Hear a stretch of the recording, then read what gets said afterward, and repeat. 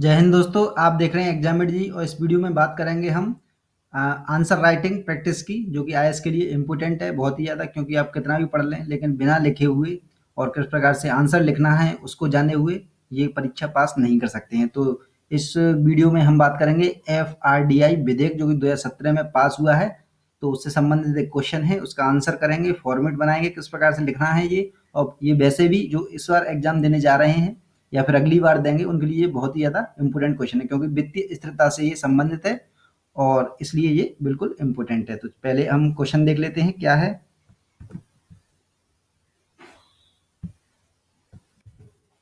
तो क्वेश्चन है, हाल ही में देश के वित्तीय क्षेत्र को सुदृढ़ता प्रदान करने के लिए प्रस्तुत किए गए FRDI विधेयक 2017 की पृष्ठभूमि का उल्लेख कीजिए तथा इस विधेयक के प्रमुख उद्देश्य क्या हैं, सविस्तार स्पष्ट कीजिए।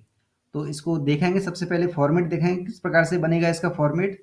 तो फॉर्मेट के लिए आपको देखिए प्रस्तावना देनी पड़ती है। सबसे पहले प्रस्तावना का अर्थ मैं बता देता हूँ। प्रस्तावना का अर्थ होता है क्वेश्चन को एक तरह से खोलना, क्वेश्चन को एक तरह से 3 से 4 या 5 लाइन के अंतर्गत बताना कि क्या एक तरह से ये पूछना चाहता है और उसको डिस्क्राइब करना।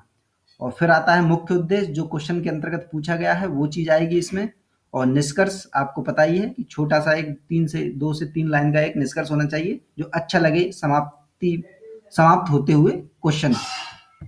तो ये फॉर्मेट आपको बिल्कुल हर क्वेश्चन में अप्लाई करना है, ये ध्यान में रखना है। यूपीएससी का एक तरह से मान के चलिए यही मांग है सबसे पहले कि आपको एक प्रस्तावना होनी चाहिए, मुख्य उत्तर होना चाहिए और फिर उसके बाद निष्कर्ष होना चाहिए। आप इसमें हेडिंग लिखें या ना लिखें, लेकिन 3 से 4 लाइन में दीजिए प्रस्तावना, बाकी का उत्तर, और 2 से 3 लाइन की आपकी निष्कर्ष होना चाहिए। तो देख लेते हैं इस क्वेश्चन का आंसर किस प्रकार से लिखा जाएगा। तो सबसे पहले देखेंगे हम प्रस्तावना। तो प्रस्तावना के अंतर्गत क्या लिखेंगे अगर ये क्वेश्चन है तो देखिए ऐसे लिखते हैं, देश के वित्तीय क्षेत्र को सुदृढ़ता प्रदान करने के लिए हाल ही में प्रस्तुत किए गए FRDI विधेयक की पृष्ठभूमि वर्ष 2008 की वैश्विक मंदी के द्वारा निर्मित होती है।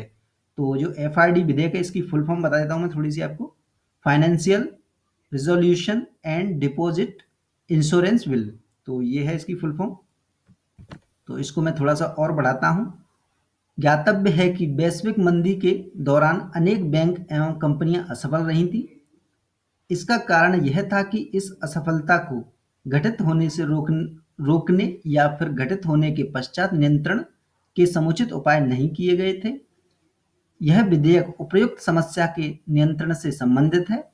पिछले वर्ष सरकार द्वारा इंसॉल्वेंसी एंड बैंक्रप्सी कोड 2016 लाया गया था। इसका उद्देश्य गैर वित्तीय क्षेत्र की कंपनियों एवं संस्थानों की समस्याओं का निराकरण करना था, जबकि इस यानी FRDI विधेयक का उद्देश्य वित्तीय क्षेत्र मसलन बैंक, बीमा एवं अन्य वित्तीय संस्थानों की समस्या का निराकरण करना है।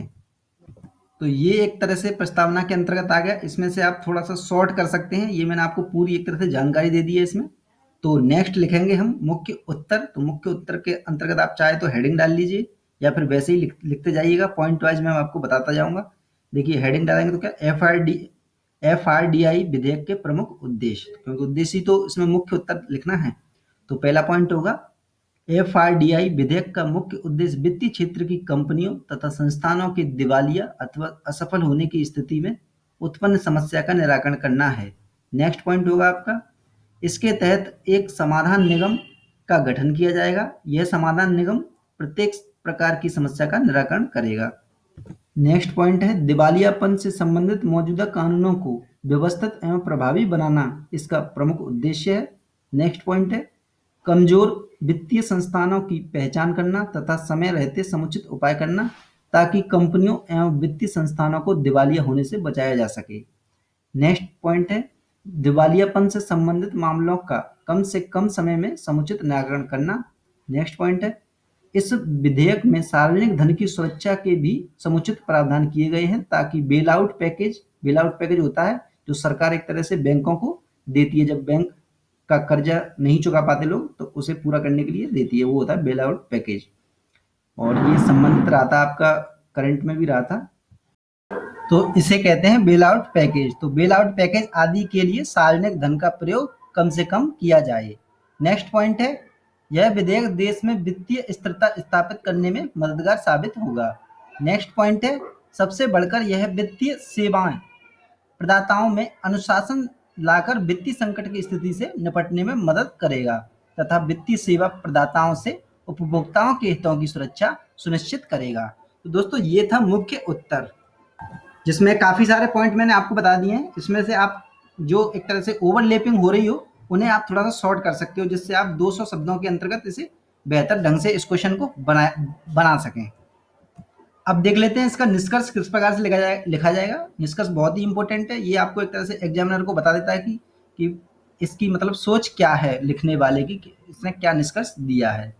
तो निष्कर्ष में लिखेंगे आप, निष्कर्षतः कहा जा सकता है कि एफआरडीआई विधेयक देश में वित्तीय स्थिरता सुनिश्चित करने का कार्य करेगा तथा वैश्विक वित्तीय संकट जैसी स्थिति पुनः उत्पन्न होने पर भारतीय अर्थव्यवस्था को सुरक्षित करेगा। तो ये हुआ दोस्तों पूरा कंप्लीट उत्तर, प्रस्तावना, मुख्य उत्तर और निष्कर्ष सहित।